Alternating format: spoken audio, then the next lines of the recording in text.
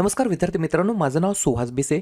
स्वागत आहे तुमचं सर्वांचं परदा करंट अफेअर्स मराठी या आपल्या मायबोली भाषेतील एज्युकेशनल यूट्यूब चॅनलमध्ये. विद्यार्थी मित्रांनो, आज आहे 19 जानेवारी 2026. आजच्या दिवसाचे जेवढेही चालू घडामोडीचे महत्त्वाचे टॉप प्रश्न बनत असतील ते सर्व प्रश्न आपण या व्हिडिओच्या माध्यमातून पाहणार आहोत. तरी सर्वप्रथम आपण जर नवीन असाल, पहिल्यांदा या चॅनलवरील व्हिडिओ पाहत असाल तर चॅनलला या ठिकाणी अवश्य सबस्क्राईब सुद्धा करून घेऊ शकता. ठीक आहे, चला तर मग आपण आजच्या व्हिडिओला सुरुवात करूया. त्या अगोदर कालच्या व्हिडिओमध्ये जो काही शेवटचा प्रश्न विचारला होता त्या प्रश्नाचं उत्तर जाणून घेऊया. काय होता प्रश्न? अलीकडेच कोणत्या राज्याच्या मुख्य निवडणूक अधिकाऱ्यांना Y+ सिक्युरिटी सुरक्षा या ठिकाणी देण्यात आलेली आहे? तर बऱ्याच विद्यार्थी मित्रांनी अगदी योग्य उत्तर टाईप करून सांगितलं आहे. पर्याय क्रमांक सी पश्चिम बंगाल हे या प्रश्नाचं योग्य उत्तर असणार आहे. ज्या राज्यामध्ये या ठिकाणी जे काही मुख्य निवडणूक अधिकारी आहेत त्यांना या ठिकाणी Y+ सुरक्षा या ठिकाणी देण्यात आलेली आहे. क्लिअर? आता पाहूया विद्यार्थी मित्रांनो प्रश्न क्रमांक पहिला. टोटल संपूर्ण व्हिडिओमध्ये 12 प्रश्न असतील. सुरुवातीपासून शेवटपर्यंत व्हिडिओ प्रामाणिकपणे पाहण्याचा प्रयत्न करा. एक एक प्रश्न महत्त्वाचा आहे, तुम्ही कोणत्याही परीक्षेची तयारी करा. प्रश्न क्रमांक पहिला काय आहे? भारतीयांना AI उपलब्ध करून देण्यासाठी पीपल फर्स्ट AI प्लॅटफॉर्म कोण सुरू करणार आहे? प्रश्न क्रमांक पहिल्याचे योग्य उत्तर आहे पर्याय क्रमांक डी, रिलायन्स जिओ यांनी या ठिकाणी नुकतीच या ठिकाणी घोषणा केली आहे. कशाबद्दल? तर भारतीयांना AI उपलब्ध करून देण्यासाठी पीपल फर्स्ट AI प्लॅटफॉर्म सुरू करण्यासाठी. 2 पॉईंट लिहून घ्या. जानेवारी 2026 मध्ये व्हायब्रंट गुजरात प्रादेशिक परिषदेमध्ये रिलायन्सचे अध्यक्ष मुकेश अंबानी यांनी या उपक्रमाची घोषणा केली. केवळ उद्योग किंवा उच्चभ्रू लोकांसाठीच नव्हे तर प्रत्येक भारतीय नागरिकासाठी AI परवडणारे, सुलभ आणि समावेशक बनवणे हे त्यांचं या ठिकाणी प्रायमरी एम आहे, प्राथमिक ध्येय आहे. तर पर्याय क्रमांक डी, रिलायन्स जिओने या ठिकाणी काय केलेलं आहे? तर AI उपलब्ध करून देण्यासाठी सर्व भारतीयांना पीपल फर्स्ट AI प्लॅटफॉर्म सुरू करण्याची या ठिकाणी घोषणा केलेली आहे. हे जे काही AI असतं, आर्टिफिशियल इंटेलिजन्स, मराठीमध्ये म्हणता येईल कृत्रिम बुद्धिमत्ता, याच्यावरती सेपरेट जर व्हिडिओ पाहिजे असेल तर मला अवश्य कमेंट करून तुम्ही सांगू शकता. पुढचा प्रश्न, प्रश्न क्रमांक दुसरा. या ठिकाणी एक सन्मान असतो, एक रेअर सन्मान आहे, दुर्मिळ सन्मान आहे. समुराई मार्शल आर्ट्स हा सन्मान मिळवणारा पहिला भारतीय कोण बनलेला आहे?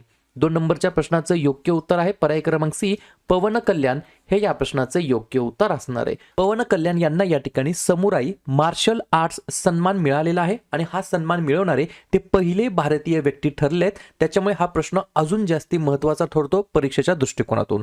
प्रश्न आहे एखाद्या सन्मानाबद्दल, एखाद्या पुरस्काराबद्दल. तर लगेच जाहीर झालेले जे काही वेगवेगळे पुरस्कार आहेत, वेगवेगळ्या व्यक्तींना त्यांना या ठिकाणी त्यांच्या कार्यक्षेत्रामध्ये केलेल्या योगदानाबद्दल त्याच्यावरती चर्चा करूया. पेटा इंडियाचा 2025चा वर्षातील सर्वोत्तम व्यक्तीचा पुरस्कार रवीना टंडन हिला. 2025चा CEO ऑफ द इयर हा जो काही पुरस्कार आहे तो नील मोहन यांना. प्लिनियो नास्तारी शुगर एक्सलन्स अवॉर्ड जिंकणारा पहिला भारतीय समीर सोमय्या. कॅव्हेलियर डेल ऑर्डिन डेला स्टेला डी इटालिया हा पुरस्कार या ठिकाणी देण्यात आला श्रीनिवास डेम्पो यांना. संयुक्त राष्ट्र महासचिव पुरस्कार 2025 स्वाती शांता कुमार यांना. 2026चा पहिला फिफा शांतता पुरस्कार डोनाल्ड ट्रम्प यांना. ग्लोबल ह्युमन सोसायटीचा जागतिक मानवतावादी पुरस्कार अनंत अंबानी यांना. आणि समुराई मार्शल आर्ट्स सन्मान मिळवणारे पहिले भारतीय व्यक्ती ठरले आहेत पवन कल्याण. हे जे काही पुरस्कार असतात या पुरस्कारावरती सुद्धा वेगवेगळे या ठिकाणी प्रश्न आपण इयरबुकच्या PDF माध्यमातून दिलेली आहे. आपली इयरबुक जानेवारी ते डिसेंबर 2025 या संपूर्ण वर्षभराची आहे. इयरबुकची किंमत 99 रुपये आहे. ज्यांना कोणाला पाहिजे आहे, या ठिकाणी परीक्षा जवळ आलेल्या आहेत. तुम्हाला या ठिकाणी फक्त तुमच्या मोबाईलमध्ये फोनपे, गुगल पे ओपन करायचं आहे. पेमेंट फक्त QR कोड स्कॅन करूनच होणार आहे पेमेंट. तुम्ही डायरेक्ट मोबाईल नंबरला पेमेंट करू नका. आणि पेमेंट सक्सेसफुल झालं की त्याचा स्क्रीनशॉट 96730586 या व्हॉट्सअप नंबरला पाठवा. 15 ते 20 मिनिटांमध्ये तुम्हाला PDF दिली जाईल, ज्याची तुम्ही बॅक टू बॅक झेरॉक्स काढू शकता. पुढचा प्रश्न, प्रश्न क्रमांक तिसरा. भारतातील पहिली सौर ऊर्जेवर चालणारी ATM व्हॅन कोणी लॉन्च केलेली आहे? मला कमेंट करून सांगा ATM या शब्दाचा फुल फॉर्म काय आहे? 3 नंबरच्या प्रश्नाचं योग्य उत्तर आहे पर्याय क्रमांक बी, त्रिपुरा ग्रामीण बँक हे या प्रश्नाचं योग्य उत्तर असणार आहे. तर त्रिपुरा ग्रामीण बँक या बँकेने या ठिकाणी इंडियाज फर्स्ट भारतातील पहिली सौर ऊर्जेवर चालणारी ATM व्हॅन या ठिकाणी लॉन्च केलेली आहे. प्रश्न आहे एखाद्या प्रथम घटनेबद्दल. तर बाकीच्या प्रथम घटनांवरती चर्चा करूया. लिहून घ्या. SIR अंतर्गत मतदार याद्या पूर्णपणे डिजिटायझेशन करणारे पहिलं राज्य राजस्थान. भारतीय लष्कराचे पहिले कम्युनिटी रेडिओ स्टेशन सुरू करण्यात आलं अरुणाचल प्रदेशमध्ये. ISO प्रमाणपत्र मिळणारे भारतातील पहिले राज्य शिक्षण मंडळ बिहार. पहिले पूर्णपणे कागदविरहित जिल्हा न्यायालय कालपेट्टा न्यायिक जिल्हा न्यायालय. कोणता जिल्हा भारतातील पहिला बायो हॅप्पी जिल्हा बनलाय? तर केई पनोयोर. कुठे आहे? तर अरुणाचल प्रदेशमध्ये. भारतातील पहिले पाय असलेले मोबाईल मॅन्युप्युलेटरचं नाव स्कॉर्प आणि डेव्हलप केलं आहे IIT कानपूरने. आणि भारतातील पहिली सौर ऊर्जेवर चालणारी ATM व्हॅन त्रिपुरा ग्रामीण बँकेने या ठिकाणी लॉन्च केलेली आहे. पुढचा प्रश्न, प्रश्न क्रमांक 4. बामनवास कंकर कोणत्या राज्यातील पहिली सेंद्रिय पंचायत बनलेली आहे? या ठिकाणी या राज्यातील फर्स्ट ऑर्गॅनिक पंचायत या ठिकाणी बनलेली आहे. 4थ्या नंबरच्या प्रश्नाचं योग्य उत्तर आहे पर्याय क्रमांक A राजस्थान हे या प्रश्नाचं योग्य उत्तर असणार आहे. तर राजस्थान राज्यातील पहिली सेंद्रिय पंचायत बनली आहे. कोणती? बामनवास कंकर. याच्यामध्ये वैशिष्ट्य काय आहे? तर लिहून घ्या. ही राज्याची पहिली पूर्णपणे सेंद्रिय प्रमाणित ग्रामपंचायत आहे जिथे रासायनिक निविष्ठांचा वापर थांबवण्यात आला आहे. याच्या मागचा उद्देश काय आहे? तर मातीची सुपीकता राखणे, भूजल प्रदूषण टाळणे आणि सार्वजनिक आरोग्याचे रक्षण करणे या तिन्ही उद्देशाने या ठिकाणी ही जी काही पहिली सेंद्रिय पंचायत बनली आहे राजस्थान राज्यातील बामनवास कंकर पंचायत असं या पंचायतचं नाव आहे. कोणत्या राज्यामध्ये आहे? राजस्थान राज्यामध्ये. राजस्थान ज्या राज्याची स्थापना 30 मार्च 1949 ला झाली. मुख्यमंत्री आहेत भजनलाल शर्मा. राज्यपाल आहेत हरिभाऊ किसनराव बागडे. राजधानी आहे जयपूर. 3 महत्त्वाचे राष्ट्रीय उद्यान मुकुंद्रा हिल्स, रणथंबोर आणि सरिस्का. आणि 4 महत्त्वाचे धरण बिसलपूर, राणा प्रताप, गांधी सागर आणि जवाहर सागर. पुढचा प्रश्न, प्रश्न क्रमांक 5. इंडो तिबेटी सीमा पोलिसांचे नवीन महासंचालक म्हणून कोणाची नियुक्ती करण्यात आलेली आहे? 5व्या नंबरच्या प्रश्नाचं योग्य उत्तर आहे पर्याय क्रमांक D सुरजीत सिंग कपूर असं त्यांचं नाव आहे. काय नाव आहे? सुरजीत सिंग कपूर असं त्यांचं नाव आहे. ITBP बरोबर नाही? इंडो टिबेटन बॉर्डर पोलीस याचे नवीन डायरेक्टर जनरल म्हणून यांची या ठिकाणी नियुक्ती करण्यात आली आहे. प्रश्न आहे नियुक्ती संदर्भात. तर लगेच नवनवीन नियुक्त्यांवरती एकदा रिव्हिजन टाकूया. तुम्ही अभ्यास किती करता हे बिलकुल महत्त्वाचं नाहीये. केलेल्या अभ्यासावरती परत किती वेळा रिव्हिजन मारता हे महत्त्वाचं ठरणार आहे. लिहून घ्या. भारतीय नौदलाचे 40वे मटेरियल प्रमुख बनलेत vice admiral B Shivkumar. Bihar विधानसभेचे अध्यक्ष बनलेत प्रेमकुमार. महाराष्ट्र राज्याचे नवीन महाअधिवक्ता बनलेत Milind Sathe. National rifle association of इंडियाच्या अध्यक्षपदी कलिकेश सिंग देव यांची नियुक्ती. प्रेस क्लब ऑफ इंडियाच्या पहिल्या महिला अध्यक्षपदी संगीता बरुआ पिशारोटी. भारताचे मुख्य माहिती आयुक्त राजकुमार गोयल. भाजपचे नवीन राष्ट्रीय कार्यकारी अध्यक्ष नितीन नबीन. शिक्षक साहित्य संमेलनाचे अध्यक्ष गणेश चव्हाण. आणि ITBPचे नवीन डायरेक्टर जनरल या ठिकाणी बनले सुरजीत सिंग कपूर असं त्यांचं नाव आहे. ठीक आहे. पुढचा प्रश्न, प्रश्न क्रमांक 6. डॉन बॉस्को विद्यापीठ कोणत्या उपग्रह मोहिमेचे प्रक्षेपण आसाम राज्य करणार आहे? 6व्या नंबरच्या प्रश्नाचं योग्य उत्तर आहे पर्याय क्रमांक C लचित 1 या उपग्रह मोहिमेचे या ठिकाणी प्रक्षेपण आसाम करणार आहे. लक्षात घ्या. लचित 1 हा शब्द हे उपग्रह मोहीम तुम्हाला अत्यंत महत्त्वाचा आहे. लक्षात ठेवायचा आहे. अंडरलाईन करून ठेवायचा आहे. कोणतं सरकार या ठिकाणी लॉन्च करणार आहे, प्रक्षेपण करणार आहे? आसाम. आसामबद्दल लगेच चर्चा करूया. स्थापना 26 जानेवारी 1950.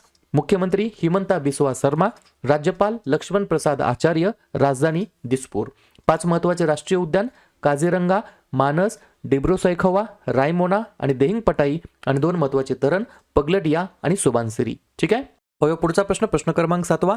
भारतीय लष्कराने आपल्या लॉजिस्टिक्स इकोसिस्टमचे आधुनिकीकरण आणि सुधारणा करण्यासाठी कोणते प्लॅटफॉर्म सुरू केलेलं आहे? 7व्या नंबरच्या प्रश्नाचं योग्य उत्तर आहे पर्याय क्रमांक B डाईम DIME डाईम म्हणा किंवा डिमे म्हणा हे प्लॅटफॉर्म या ठिकाणी सुरू केलेलं आहे. सर्वप्रथम डाईमचा फुल फॉर्म काय? Depot integration management edition. बरोबर. त्याच्या लॉजिस्टिक इकोसिस्टमचे आधुनिकीकरण आणि सुधारणा करणे हा याच्या मागचा उद्देश आहे. डाईम युनिट पातळीपासून ते आर्मी मुख्यालयापर्यंत म्हणजे अगदी जमिनीच्या लेवलपासून म्हणजे जिथून सुरुवात झाली तिथून ते आर्मीच्या हेडक्वार्टरपर्यंत सर्व युनिट्समधील लॉजिस्टिक्स मालमत्ता आणि वस्तूंची जवळजवळ रिअल टाईम दृश्यमानता प्रदान करतं. बरोबर. जसं फ्लिपकार्ट अमेझॉनचं या ठिकाणी आपण एखादं प्रोडक्ट आपण ऑर्डर करतो तेव्हा त्याची जशी हिस्ट्री येत असते की इथंपर्यंत आहे, या वेअर हाऊसला आहे, इथून आउट झाला आहे, इथून डिटेक्ट झाला आहे. बरोबर का नाही? तर तशा प्रकारचं या ठिकाणी हे सिस्टम आहे फक्त आर्मीसाठी. ठीक आहे. पुढचा प्रश्न, प्रश्न क्रमांक 8. अलीकडेच नॅशनल स्टार्टअप डे राष्ट्रीय स्टार्टअप दिवस केव्हा साजरा करण्यात आलेला आहे? 8व्या नंबरच्या प्रश्नाचं योग्य उत्तर आहे पर्याय क्रमांक ए 16 जानेवारीला या ठिकाणी आपण दरवर्षी राष्ट्रीय स्टार्टअप दिवस म्हणून साजरा करतो. याची घोषणा पंतप्रधान नरेंद्र मोदी यांनी 2012 मध्ये केली होती. हा दिवस भारतातील स्टार्टअपची प्रगती, उद्योजकता आणि नाविन्यपूर्णतेला प्रोत्साहन देण्यासाठी दरवर्षी आपण साजरा करतो 16 जानेवारीला. बरोबर, ठीक आहे. प्रश्न आहे महत्त्वाच्या दिवसाबद्दल. तर लगेच काय करूया, जानेवारी महिन्यातील जेवढेही महत्त्वाचे दिवस असतील त्याच्यावरती आपण एकदा रिव्हिजन टाकूया. लिहून घ्या. 1 जानेवारी DRDO स्थापना दिवस आणि जागतिक कुटुंब दिवस. 2 जानेवारी महाराष्ट्र पोलीस दल स्थापना दिवस. 3 जानेवारी सावित्रीबाई फुले जयंती, महाराष्ट्रामध्ये बालिका दिवस म्हणून. 4 जानेवारी जागतिक ब्रेल दिवस. 5 जानेवारी राष्ट्रीय पक्षी दिवस. 6 जानेवारी बाळशास्त्री जांभेकर जन्मदिवस, महाराष्ट्रामध्ये पत्रकार दिवस म्हणून. 9 जानेवारी प्रवासी भारतीय दिवस. 10 जानेवारी जागतिक हिंदी दिवस. 11 जानेवारी राष्ट्रीय मानवी तस्करी जागृती दिवस आणि लाल बहादूर शास्त्री यांची पुण्यतिथी. 11 ते 17 जानेवारी याच्या दरम्यान रस्ता सुरक्षा सप्ताह. 12 जानेवारी राष्ट्रीय युवा दिवस, स्वामी विवेकानंद यांची जयंती असते आणि आपल्या जिजाऊ माँसाहेबांचा देखील जन्मदिवस असतो. 15 जानेवारी भारतीय सैन्य दिवस. 16 जानेवारी छत्रपती संभाजी महाराज यांचा राज्याभिषेक दिवस. 23 जानेवारी नेताजी सुभाषचंद्र बोस यांची जयंती. 24 जानेवारी राष्ट्रीय बालिका दिवस. 25 जानेवारी राष्ट्रीय मतदार दिवस आणि राष्ट्रीय पर्यटन दिवस. 26 जानेवारी प्रजासत्ताक दिवस 2026 मध्ये आपण 77वा साजरा करीत आहोत आणि आंतरराष्ट्रीय सीमा शुल्क दिवस. आणि शेवटचा 28 जानेवारी लाला लजपत राय यांची जयंती. ठीक आहे. पुढचा प्रश्न, प्रश्न क्रमांक 9. माउंट अकोन्कागुआ कोणत्या देशामध्ये आहे, ज्यावर भारतीय गिर्यारोहक अरित्र रॉय यांनी यशस्वीरित्या चढाई केलेली आहे? 9व्या प्रश्नाचं योग्य उत्तर आहे पर्याय क्रमांक डी अर्जेंटिना हे या प्रश्नाचं योग्य उत्तर असणार आहे. लक्षात घ्या, 2-3 गोष्टी आहेत कन्फ्युजिंग करणार आहेत. सगळ्यात पहिली गोष्ट, आपले जे काही भारतीय गिर्यारोहक आहेत त्यांचं नाव काय, अरित्र रॉय. ठीक आहे.